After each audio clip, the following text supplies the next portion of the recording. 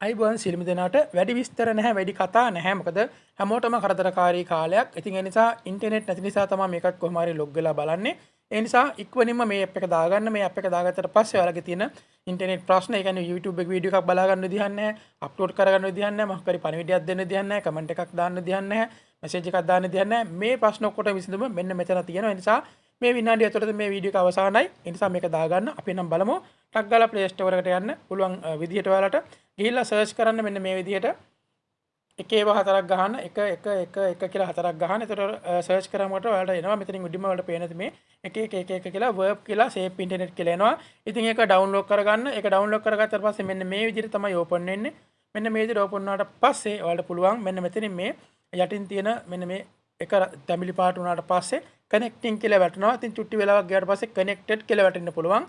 වැටෙනවා. දැන් මේ චෙකින් කියලා තියෙන චෙකින් කනෙක්ෂන් ඊට පස්සේ කනෙක්ටඩ් වෙනවා. ඉතින් කනෙක්ටඩ් වුණාට පස්සේ ඔයාලගේ අන්තර්ජාල පහසුකම් තිබුණ අර බ්ලොක් එක නැති වෙලා ගිහිල්ලා ඔයාලට ගොඩක් හොඳින් YouTube බලන්න වැඩ ඒ වගේ Facebook වැඩ කරගන්න ඕන ඒ දේවල්ට හැම එකටම අවස්ථාව ලැබෙනවා. ඉතින් මම හිතනවා මේ විනාඩියයි තප්පර 13යි 15යි. ඉතින් මේ හින්දා මේ විනාඩියෙන් වලට ප්‍රයෝජනයක් ලැබුණා. කැමති නම් ලයික් එකක් දාන්න, channel එකට subscribe කරලා මට සහයෝගය ලබා දෙන්න.